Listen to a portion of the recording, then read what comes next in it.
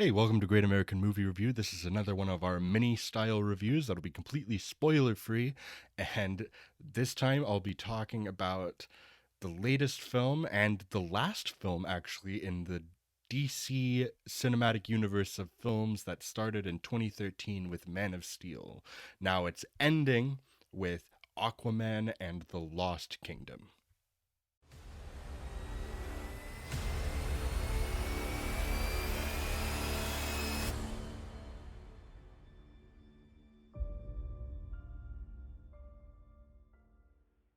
You heard that right. This is the last film, in case you weren't aware, of the DC Cinematic Universe as we know it, DCEU as it's commonly been referred to as. Although the marketing would not tell you anything of that, because I don't think they want you to be thinking about that while you're going into this. They just want you to be like, hey, Aquaman, that movie that came out in 2018 was really successful. Actually, the most successful movie that they ever had, making over $1 billion at the box office. The only DCEU film to do that. And as far as I'm concerned, that film was actually one of the better ones that they put out. I'm not saying it was like a high mark for the genre of superhero action films of the last couple decades, but it had some goofy charm. It was a big cartoon of a film, and I ultimately had a good time with it, even if I had some, serious issues with it overall. But I did enjoy that film. This one picks up a few years after that one, the 2018 film. This one picks up a few years after that. Now, this is, and I'm about to tell you stuff that's established within the first 5 minutes of the movie. So if you're thinking, oh man, I'm giving away spoilers, I'm really not. This is the first 5 minutes. If you want to go in knowing nothing, I told you this is spoiler free, and I stand by everything that I'm saying as being spoiler free. But it establishes it's been a few years. Aquaman Arthur Curry, played by Jason Momoa, has married Mira, Amber Heard's character from the first film. She makes her return, and they've had a child together. And Aquaman spends his time partly being a dad, living on land with his father, played once again by Tamara Morrison. And then the other part of his time he spends being the king of Atlantis and dealing with bureaucratic nonsense and trying to keep Atlantis from destroying the people on land with their vastly superior technology and military strength. The DCEU has been consistently a mixed bag for me, so that's the perspective I'm coming at it from. I'm not a DCEU apologist. Overall, this franchise just hasn't worked very well for me. It has some high marks in there. I am a fan of Man of Steel back when it all started. I thought that was a good starting point, even though I had some qualms with it. It kind of immediately went off the rails for me with Batman v Superman and going just too far down a certain path, and then a series of overcorrections and mismanagement and kind of weird continuity and all of this stuff happening. I really loved a couple of the films, but overall, most of the films in this franchise have been misses for me. But given that I did have fun, at least with the first one, I was really hoping to come into this one and, send it off at least on a fun note. This series has been losing its audience progressively, and at this point, this film feels like it's getting dumped by Warner Brothers in an attempt to just sweep this whole universe away so that they could reboot it in 2025 with the new Superman legacy. But I'm a James Wan fan. I trust James Wan. I enjoyed his take on the first Aquaman film as this big, just kind of dumb cartoon of a movie. And I enjoyed Furious 7. I haven't seen any of his Conjuring films, but I love Saw as well. So I enjoy James Wan films. I go into his film expecting to like something from it because I enjoy his filmmaking style and his understanding of like pulp sensibilities as well. But here's the part where I say, unfortunately, this for me is another pretty big miss for DC. A lot of people in my audience seem to be having a good time with it. So take everything that I say as you will. If you want to check this movie out, check it out. But I'm about to tell you why I was disappointed in this film overall, although there are still some things I liked about it. This, fortunately, actually, isn't weighed down at all by its cinematic universe elements. In fact, feels pretty detached from it overall. This is a straight up sequel to that Aquaman film, and if you've only seen Aquaman and this film,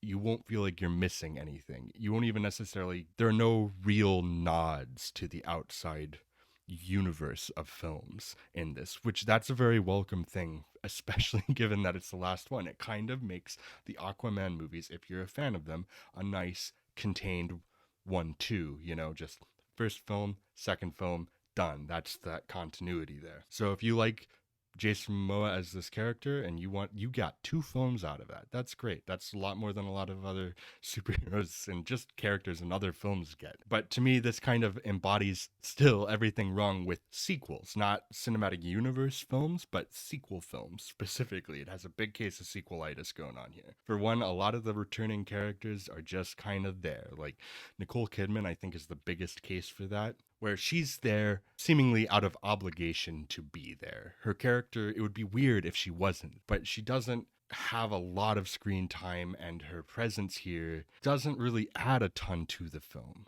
There could have been some emotional ties here, and I think it goes for it a little bit, but it's moving a little too quickly to like dwell on any of that. The film actually gives you more time with Tamara Morrison's character of Dad, which is neat. I love seeing Tamara Morrison. It's nice seeing him in these films. He's even popped up in a couple other of the DCEU films. So it's nice seeing him here, and I like that his role got to be a little bit more expanded. But yeah, Nicole Kidman's Atlanta is pretty sidelined in this film, as is Mira, who Amber Heard is a controversial figure. I'm not going to say anything about her controversies. I'm just going to say in this film, it's weird. It's awkward. Every time she's on screen, she barely has any lines. Maybe 5 or 6 lines, I felt like, through the whole movie. That might be slightly under, but it might not. She does play a pivotal role in certain action moments, and throughout the film, she does things, but she doesn't feel very present in the film. It just feels like she's there to be there. So I'm sure that her whole court case situation had an impact on that. I've heard some behind the scene things that are not the most pleasant things in the world from multiple angles, but however that impacted the film, it was negatively. So whether or not you like her, I would still rather that character be good. So another just kind of thing where it's like, okay, well, you're clearly pivotal, but you may as well not be here because you're the mother of, Arthur's child, and it's clearly an important character to be present, but she just doesn't feel present. The other thing is, in the first Aquaman, they do a lot of time just with the world building, and I think in like the CGI landscape of like the underwater Atlantis, they actually do a pretty good job of that in the first one, just kind of building this weird underwater society full of these characters. This one, that all of that world building that they did in the first one just feels like set dressing. There is hardly any like real exploration of it. You don't really get to live in Atlantis very much in this film at all. You get some like basically boardroom meetings and whatnot, but you don't actually get to see much of Atlantis going on.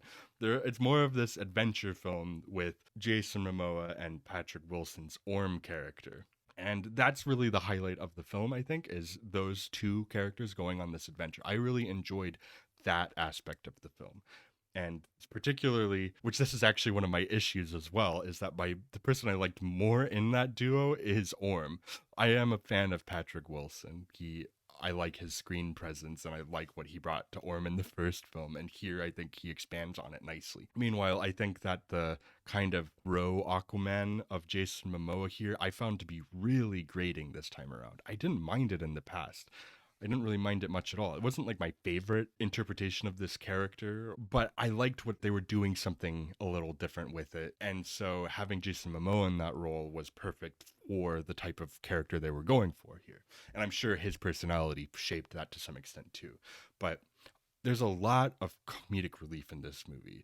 This is kind of the identity crisis of the DCEU. I feel like it started off so serious, so self-serious, in a way that, was a nice contrast to some extent to what Marvel was putting out. But the pendulum swing, I think, went a little bit too far, I think, even with the first Aquaman. And here it's just like all the way over into goofy, silly. This movie, as much as the first one was a cartoon, this one is doubling down on those cartoon aspects. But I found Aquaman in this movie to actually be pretty grating. And I think I connected more with the Orm character because throughout the whole film he's annoyed with Aquaman the whole time. I'm like, yeah, me too. But also I liked Orm's just character more. Like I liked his journey more that he had to go through on this movie. Yahya Abdul-Mateen also returns playing Black Manta again. This time he gets a little bit more of a spotlight. In the first one, he used like a weird B plot that didn't quite fit in with everything else. But to set him up then to be the main antagonist here, I think is something that hypothetically works. I like Yahya Abdul-Mateen. I think he's a very good actor. But Black Manta, once again, I think gets a little sidelined still. He's the primary antagonist of the film. He is very much so. And a lot of the film's time is spent with him. But I think that there are circumstances around that character that really muddy his motivations and make him far less interesting to follow as a villainous, as an antagonist to what your hero is doing. So the stakes were just kind of very unimpactful for me. Playing off of him, actually, Randall Park plays a pretty substantial role in this movie, a bigger role than Nicole Kidman or even Mira, which I think that he feels pretty out of place. I like Randall Park typically, but once again, I think that the irreverence and the kind of goofiness of the movie works against itself in this situation. I would have liked some more weight given to that character, given the type of role he's supposed to be playing. And at a point, it just doesn't make sense for him to like still be around in the capacity that he is. But he's playing off of Yahya Abdul-Mateen. He's a scientist that's working for him and trying to find Atlantis and, you know, push some scientific stuff. But not to get too into specifics with anything. But yeah, I just found him to be kind of out of place in this film. I wish that, kind of like a lot of the film, it took itself just a little bit more seriously. I kind of miss the days of like the earnest superhero film, something that was just kind of being true to itself in a way that, you know, it's allowed to be a little schmaltzy, you know, but if it leans into it in the right way, you can still have fun. I think the Raimi Spider-Man films are a perfect example of that kind of balance. The original Superman films also a perfect representation of that kind of balance. And that's just kind of missing here. The CGI in the first film never fully worked for me, but I appreciated what they were going for. Like they had those crazy mask helmets that like had the facial movements, which I thought was kind of hilarious in a fun way. Here it's questionable at worst. Like it's there are definitely scenes here that look like they're just a CGI swirl, and you've got like detached faces kind of talking to nobody.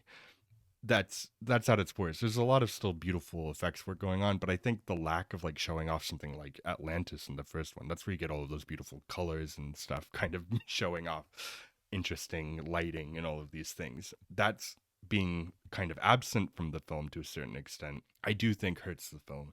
And I think a lot of the fight scenes look very video gamey. That was true of the first film as well, but here I think even more so. But yeah, it ultimately for me, it's just not one that ended up working for me. It fell into so many different sequel traps. And just being the end of the cinematic universe, it just kind of lands with a thud for me. It's not the worst film in the universe. If I were to even rank just like the 4 that came out this year, I would put it Shazam 2 at the bottom, Blue Beetle, then I'd put this, and then I actually liked The Flash a decent amount. But that's just how I would rank those this year. There is some fun to be had here, but I do think that it's hindered by all of these different elements, and it just doesn't come together. But those are my overall thoughts on this. If you've seen it or you're planning to check it out, let me know in the comments. If you like the video, you know, give us a like. That helps us. And yeah, thank you for joining me on this mini review for Aquaman and the Lost Kingdom, and we'll see you at the movies.